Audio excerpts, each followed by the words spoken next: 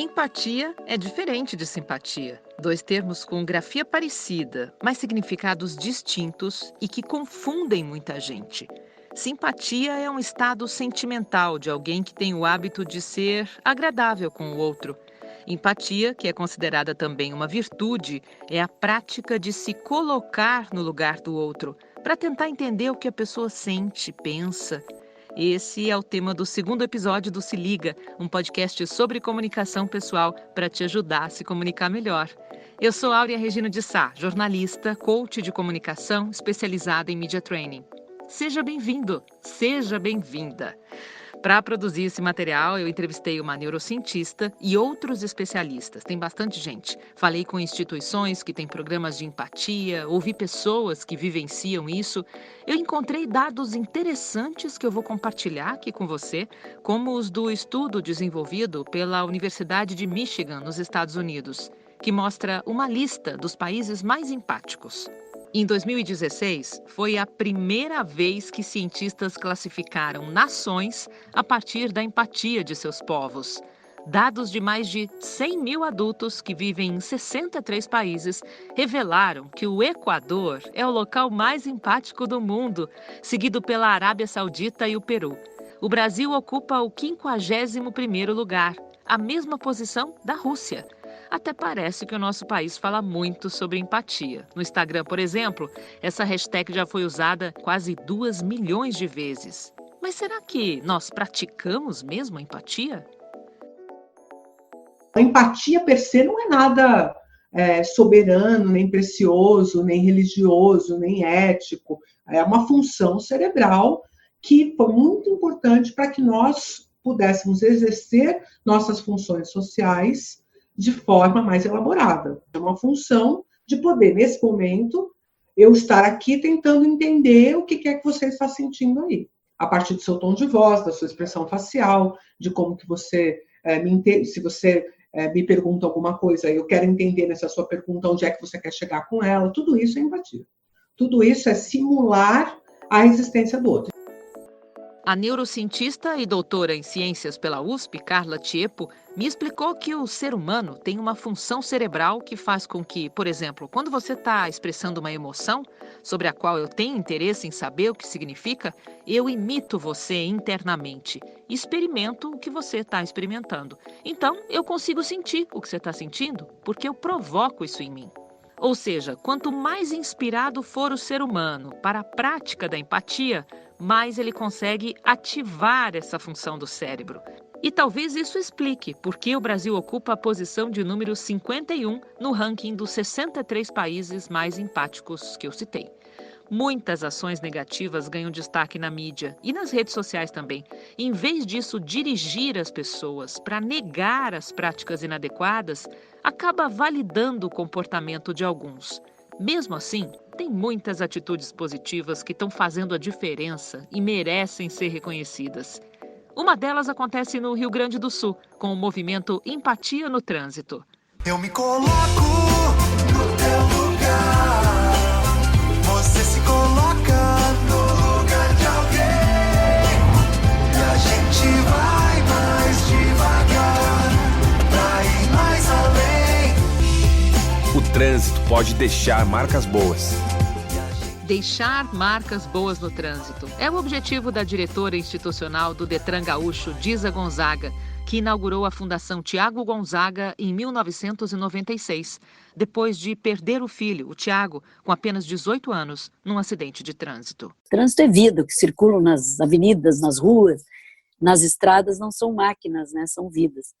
E a gente tem feito um trabalho, né, que iniciou como um grito de uma mãe e conseguimos, né, quem sabe mudar um pouco desse quadro e continuar mudando aí. O número de mortes em ruas e estradas gaúchas caiu 13% no ano de 2019, em relação a 2007. No Brasil, que está em 5º lugar entre os países com mais mortes no trânsito, segundo a Organização Mundial de Saúde, a redução foi de 24% entre 2011 e 2018. Mas ainda está longe do compromisso firmado com a ONU de reduzir as mortes no trânsito pela metade. A gente sabe que falta fiscalização, investimentos em campanhas educativas e na qualidade de estradas. Mas onde fica a disposição de cada um?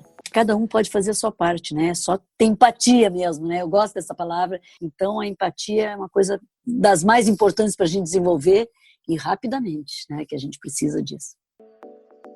Para espalhar essa inspiração para a empatia, o pesquisador inglês Roman Znarik criou o Museu da Empatia em Londres, com a proposta de que as pessoas calcem os sapatos do outro.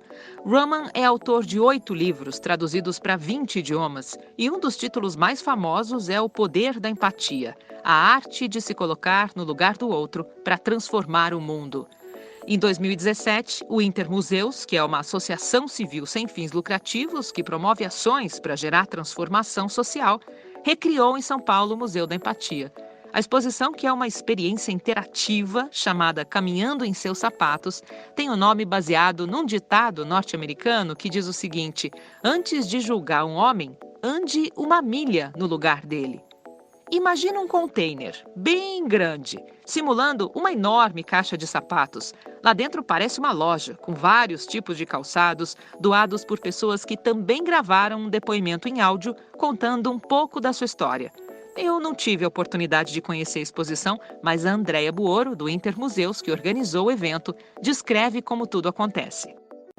O visitante escolhe um sapato, descalça os seus próprios sapatos e calça aquele que foi doado por um depoente, coloca um fone de ouvido com este depoimento, que gira em torno de 10 minutos, e sai caminhando fora desse container, só concentrada nessa história. Então, na hora que ele faz este processo, ele vai se desvestindo dos seus preconceitos.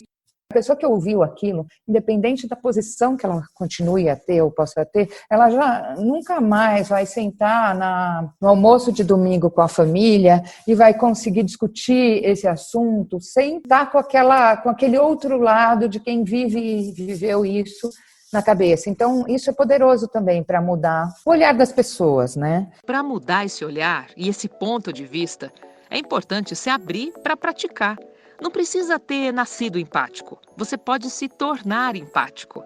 É o que afirma o diretor do Laboratório de Neurociência Social e professor de Psicologia na Universidade de Stanford, Jamie Ozaki. Ele defende a ideia de que a empatia é como um músculo, que se não for trabalhado, atrofia. É o que diz também o Roman, criador do Museu da Empatia, que eu já citei aqui. Hábitos são coisas que fazemos regularmente, sabe? E se tornam parte de nós. E acho que essa é a ideia de exercitar um músculo. Se você não exercitar um músculo, não consegue levantar o peso. Mas se fizer um pouco por dia, você vai se impressionar com o que pode alcançar em uma semana. Acho que é assim com empatia.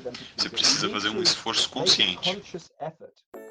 Quem faz esse esforço consciente, naturalmente consegue maior conexão com o outro, como aconteceu durante o atendimento médico da comerciante Irani Cassiano, que tem 52 anos e 4 filhos. Ela é dona de um brechó em Valinhos, a 70 quilômetros de São Paulo, e foi diagnosticada com cefaleia em salvas crônica, conhecida popularmente como dor de cabeça suicida. É uma doença neurológica rara, sem cura até agora, considerada a pior dor do mundo. A Irani me contou que passou por outros tratamentos, vários, que não surtiram efeito, e havia gasto todo o dinheiro que tinha, até que chegou numa especialista, profissional conceituada internacionalmente. Eu fui para essa clínica, eu de cara pensei, eu não tenho dinheiro para pagar isso. Uma mulher simples, muito acolhedora, me atendeu, pegou todos os meus exames, conversou com outras pessoas, eu entendo que inclusive conversou com outros médicos de outros países, porque ela estava falando em inglês. Estava toda maravilhada com tudo aquilo que eu estava vendo, principalmente por uma parede de diplomas e especializações. E eis que ela me chama para uma sala, ela sai da mesa dela, da posição de médica, se apresenta a mim como um ser humano lindo e segurando nas minhas mãos ela diz: como você encontrou forças para sobreviver até agora? O que fizeram com você, e ela dizia dos tratamentos que fizeram comigo, foram desumanos, mas você não está mais sozinha. E ali, tudo que eu não havia chorado, eu chorei, porque eu estava frente a frente com alguém que sabia exatamente, cada noite, cada situação que eu vivi, no olhar dela, Eu sabia que ela sabia o que eu havia passado. Mas a empatia vivenciada pela Irani não parou por aí. Depois de se colocar no lugar da paciente, a médica foi além. Ela pediu para que eu fosse até a sala da secretária e passasse os meus dados. E antes que a secretária terminasse o cadastro, eu já de cara disse, eu não tenho como pagar isso, eu não tenho dinheiro. E essa secretária delicadamente me respondeu, a doutora falou alguma coisa com você sobre valores? E eu disse não. E ela falou, então, eu não tenho nada o que falar sobre valores. E isso já se passaram, Áurea, mais de 1 ano e meio. Ela me trata 2 vezes por semana, gratuitamente. A minha dor se tornou a dor dela, porque ela não precisava estar fazendo o que ela faz por mim. A primeira coisa que essa médica fez foi tirar todos os medicamentos que eu ainda estava usando, porque alguns eu já tinha abandonado. Quando eu falo dessa médica, o meu coração cria novamente esperanças. Ela tirou a minha dor, porque já estava na minha alma. Eu não sabia quanto tempo mais eu iria suportar a vida que eu estava levando. Então ela apareceu na minha vida como um anjo, como alguém que se importou, que foi além de valores, que foi além de dinheiro, que foi além de condição social. Ela foi humana e me viu como um ser humano. Ela me resgatou. Não só o tratamento, mas a forma empática como a médica lidou com a paciente proporcionou a diminuição da dor em 70%. Hoje a Irani tem muito mais qualidade de vida. Para a Carla Tiepo, é necessário ter um incentivo para usar a capacidade empática e ser uma pessoa construtiva, colaborativa. Boa parte da responsabilidade para as pessoas serem ou não empáticas e agirem de forma empática é a construção ambiental, é como o ambiente está. Então, quando a gente vai para os ambientes corporativos, isso é uma das coisas que a gente bate muito nessa tecla. De dizer, o ambiente que você propõe é o ambiente que vai selecionar quais são os indivíduos que vão circular por aqui. Então, o ambiente vai dizer se fulano, que é um pouco mais empático, que tem uma construção social mais elaborada, que pensa no coletivo, vai aguentar ficar aqui dentro com as regras e da forma como essa sociedade se comporta. Porque uma andorinha só não faz verão. O papel da mídia é bem importante para a construção desse ambiente que a neurocientista se referiu. Aos poucos, os veículos de imprensa e perfis nas redes sociais vêm falando mais sobre empatia. Com empatia e solidariedade, clientes começaram a praticar o consumo solidário. Em tempos de isolamento social, a empatia tem ajudado muita gente angustiada com a solidão. E hoje, o Bom Dia Pernambuco, os especialistas em educação e comportamento humano dizem que as pessoas empáticas serão líderes do futuro. O G1, portal de notícias da Globo, lançou o espaço chamado Olha Que Legal, que mostra ações positivas. A Folha tem a seção Dias Melhores, desde 2017. Nas redes, o perfil Razões para Acreditar lançou em 2012 um espaço para destacar o que acontece de bom. E antes, em 2011, a iniciativa do jornalista Rinaldo Oliveira botou o mercado para pensar com Só Notícia Boa. Tem um outro que eu sigo, que é o Caçadores de Bons Exemplos, também no Instagram. Estou programando o episódio para falar sobre o papel da imprensa na construção de relações mais saudáveis a partir da comunicação de jornalistas e dos veículos. Logo a gente vai detalhar tudo isso. Esse movimento positivo, eu acho, é um grande conforto, não é mesmo? É necessário porque o consumo de notícias trágicas sobre crime, maus exemplos, impacta diretamente na saúde, no bem-estar. E tem outra coisa, isso precisa se tornar um hábito, como sugerem os especialistas que a gente já ouviu aqui. Se alguém vive no piloto automático, liga a TV, consome uma notícia ruim atrás da outra, passa a ficar refém de tudo isso. Aumenta o medo, diminui a autoconfiança. Isso reflete na forma de agir e na maneira de se comunicar, se relacionar. O psicanalista e professor do Instituto de Psicologia da USP, Christian Dunker, diz que a gente, no fundo, desaprende a ser empático. A gente vai se contendo, a gente vai impedindo a expressão de emoções, a gente vai entrando, vamos dizer assim, em certos papéis funcionais, a partir do qual a gente vive a vida como uma espécie de ator. Né? O empático é aquele que é capaz de renunciar aos seus papéis, né? Para voltar a ter essa experiência mais genuína, mais espontânea de estar com o outro. A boa notícia é que dá para reaprender isso. como propõe o jornalista e pós-doutor em Ciências Sociais Luiz Mauro Sammartino, que também é professor da Casper Libero, em São Paulo. Existem condições para que essa vivência empática, essa comunicação aconteça. Então, quando, por exemplo, nós vivemos numa civilização como a nossa, muito rápida, muito veloz, muito individualista, muito egoísta, o espaço da empatia ele precisa ser reaprendido, ele precisa ser cultivado, ele precisa ser lembrado o tempo todo para que a gente lembre da nossa humanidade na relação com o outro. A civilização moderna, a grande cidade principalmente, ela tem muito dessa desumanização que se torna um impedimento para a empatia.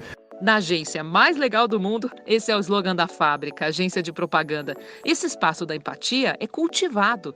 Eu bati um papo com o Luiz Buono, que contou um pouquinho sobre o clima de lá. Na agência, é esse clima. É perceber o campo, perceber o jeito de cada um, perceber como cada um se sente melhor quando você fala. É quase que a coisa mais básica do mundo. Prestar atenção no outro. Ao prestar atenção no outro, você consegue entrar num clima, né? Entrar numa dinâmica, entrar num fluxo, entrar enfim, no eterno agora, né?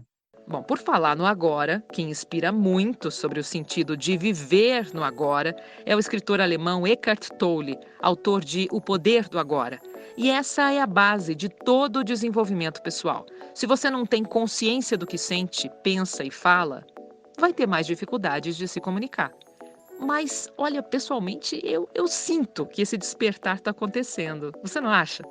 As redes sociais são um reflexo disso. E o cidadão começa a viver um novo momento. O consumidor acordou, na opinião da publicitária Juliana Cesso, que depois da experiência de 13 anos em grandes agências, abriu um escritório com foco em relações relevantes entre marcas e consumidores, baseadas em empatia, propósito e experiências. Somos todos consumidores e nós queremos ser tratados como pessoas. E as pessoas já vêm acordando há algum tempo, despertando para o que realmente é importante para elas, e logo o dinheiro delas vai sendo direcionado para onde faz sentido para elas, né? Aonde eu tenho realmente prazer em gastar o meu dinheiro. E, honestamente, eu acho que tudo que é conforto emocional, autoconhecimento, bem-estar, informação, conhecimento, isso passou a ser produto de luxo, né? Serviço de luxo, isso passou a ser desejo. Eu quero ser uma pessoa melhor, eu quero viver a minha vida mais presente.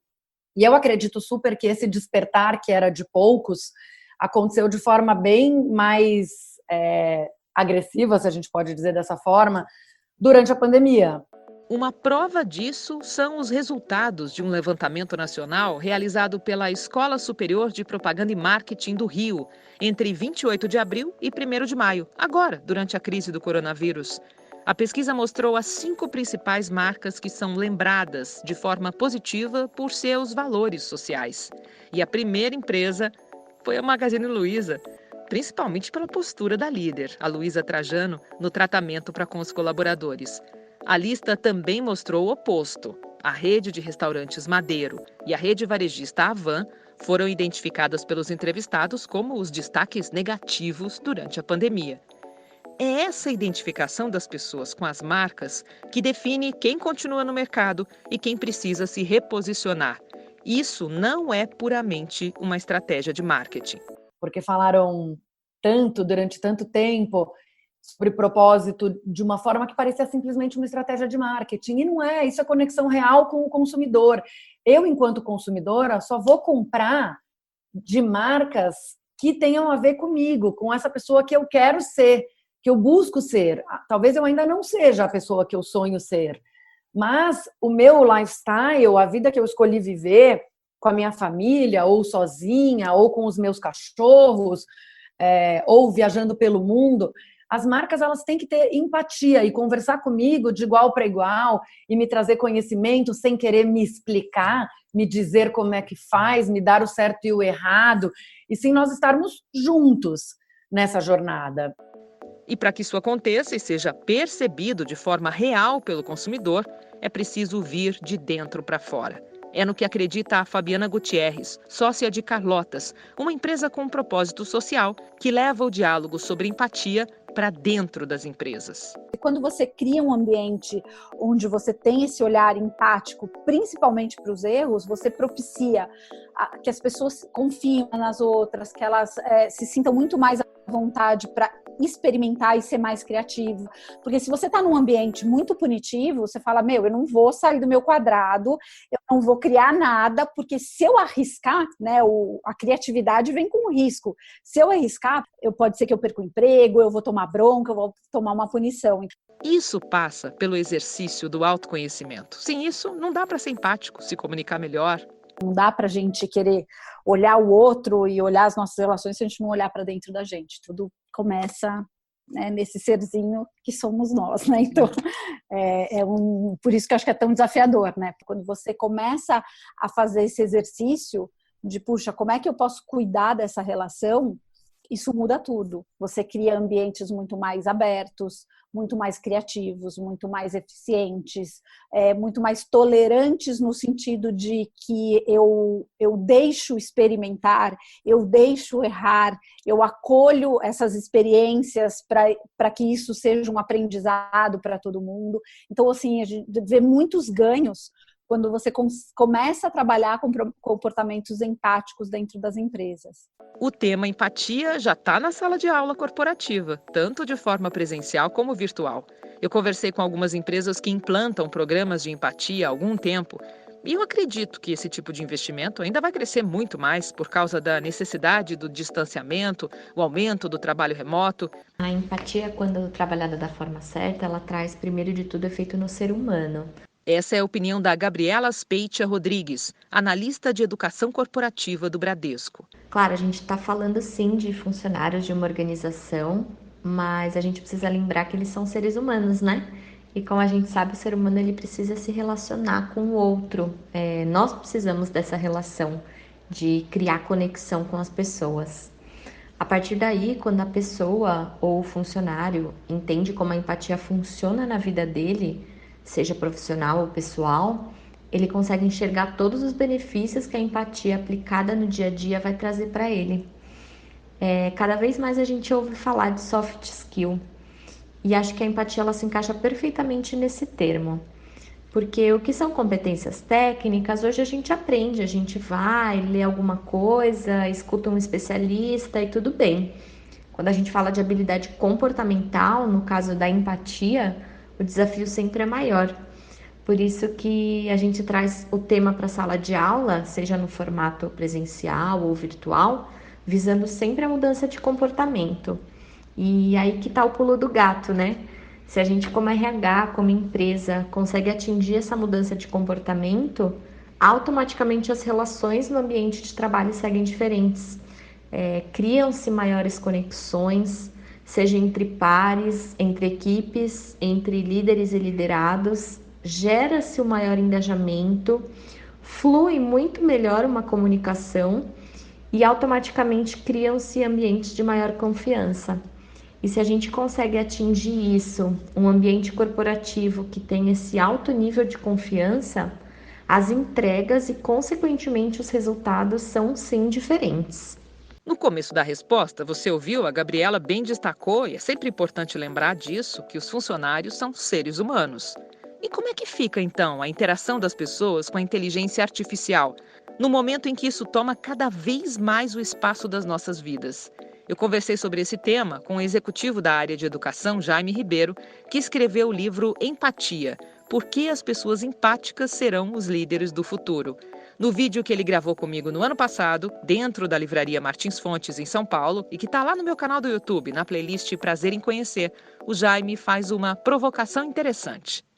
Se realmente os robôs e a inteligência artificial assumirem um papel de protagonismo daqui a 5 anos, como os especialistas dizem, em mais de 50% das nossas tarefas cotidianas que vão surgir vão ser assumidas por eles.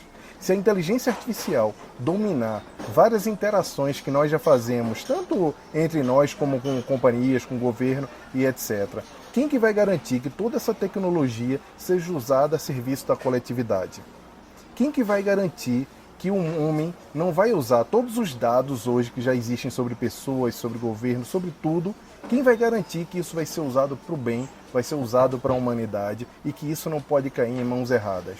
Só garantindo que as habilidades humanas sejam desenvolvidas é que nós garantiremos, inclusive, o futuro da humanidade. A Votorantim Cimentos também está contribuindo para isso. Desde 2018, a empresa modificou a forma de contratação dos trainees e passou a avaliar o que está além das competências técnicas, que normalmente são predominantes num processo seletivo. Esse programa é chamado de Jornada da Diversidade e está focado na empatia. É o que explica o gerente de diversidade, Aldo Rodrigues Fracchia. Onde você estudou, se você fez um intercâmbio internacional e quanto seja o prestígio que a gente costumava colocar de forma inicial, né, em essas questões, né, o peso que a gente colocava nessas questões, no final do dia talvez não seja tão relevante.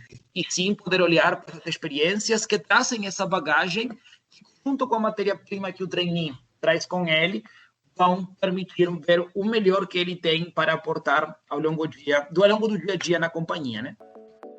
Conversando com o Aldo, que é uruguaio, ficou claro para mim que é também responsabilidade das empresas investir na formação humana dos seus colaboradores. Ouça isso para ver se você também nos convence. Quando a gente fala de diversidade, quando a gente fala de empatia, e o desafio principal que eu, como responsável da área, tenho nesse momento, para mim não é suficiente que o empregado assimile esses conceitos e trabalhe com eles dentro de casa. Eu preciso saber o que ele faz com isso quando passa a catraca e vai, né, para a realidade fora da empresa. Porque a gente está formando aqui não melhores empregados, a gente está formando seres humanos melhores, a gente está formando agentes de transformação para a sociedade. E acho que esse é um dos principais compromissos que a gente tem na Votorantim Cimentos, né? E que todas as empresas também deveriam abraçar essa pauta desse jeito, porque hoje é muito sutil, né? Cada posicionamento que você faz nas suas redes sociais, até pessoais, eu consigo identificar claramente e muito facilmente de onde você vem. E se uma pessoa faz um comentário, se posiciona em alguma mídia social de uma forma que não é aderente à cultura, por mais que tenha feito numa rede social pessoal, ele está representando, em certa medida, a organização, né? Então, eu acho que esse investimento, essa clareza do que a empresa espera do papel desse empregado como agente de transformação é fundamental. E é, sim, para mim, uma responsabilidade da empresa criar no empregado a cultura que ela quer ver perpetuar. E para entender mesmo, na prática, o que significa essa transformação social, o Aldo contou uma historinha que mostra o real impacto desse trabalho todo. Quando a gente fez a primeira seleção de trainee, né, com esse enfoque em empatia, eu lembro muito do momento, numa entrevista, que o menino trouxe para mim e me falou. Eu falei, por que ser trainee na Votorantim Cimentos? E a resposta que ele deu para mim foi, é que pela primeira vez eu senti que nessa empresa tinha lugar para o menino negro baiano. E quando você vem de fora, como eu, um outro país, uma outra realidade que você não entende muito, porque tem essa diferença social no Brasil, regional, de oportunidades, acho que isso me marcou muito, de entender qual era o lugar que eu estava tendo nesse processo. E isso tem sido, assim, um grande incentivo para continuar. E o grande desafio que eu tenho hoje na minha mão é poder deixar, sim, um legado na companhia para essa pauta, mas transformar que a pauta chegue a ser tão óbvia e tão simples de ser trabalhada que não precise mais ter uma pessoa liderando essa frente. O desafio principal que está vindo por aí é que cada vez mais precisamos dar mais lugar para essas vozes que ainda não têm esse espaço. E eu sinto, assim, extremo orgulho de poder ser a pessoa que lidera essa frente de transformação na Votorantim Cimentos. De novo, para mim foi um grande prazer, uma experiência incrível produzir esse episódio, assim como o primeiro, sobre o medo do julgamento, em que eu citei a Brené Brown, pesquisadora norte-americana que estuda a vergonha e a vulnerabilidade. Lembra? Se você ainda não ouviu, corre lá. A Brené diz que a empatia é a melhor lembrança de que não estamos sozinhos e também que empatia é conexão. Por isso, eu te convido a exercitar a empatia para se relacionar melhor, para se comunicar com mais autoconfiança e ser um agente de transformação. Esse episódio contou com a ajuda do Luiz Salomão na dublagem da fala do Roman Znarik, que eu aproveitei da entrevista que ele deu para Fabiana e para Carla e que está no canal de Carlotas no YouTube. Eu usei também trechos de entrevistas da TV Cultura, exibidas no programa Panorama, em 2018, com Christian Dunker e Luiz Mauro Sammartino, e trechos de telejornais das afiliadas da Globo em Campinas e Recife. Se você tem algum comentário para fazer sobre esse episódio, fica totalmente à vontade, viu? Eu preciso muito do seu feedback. Essa é uma iniciativa nova, eu quero saber como esse material está chegando para você. E eu criei um post no meu Insta, @AureaReginaDeSá, para avisar sobre a publicação desse áudio e também para indicar os livros citados aqui e todos os entrevistados. Se você quiser, pode aproveitar o espaço de comentários nesse post. O próximo episódio vai ser sobre gratidão. Um abraço. Até lá!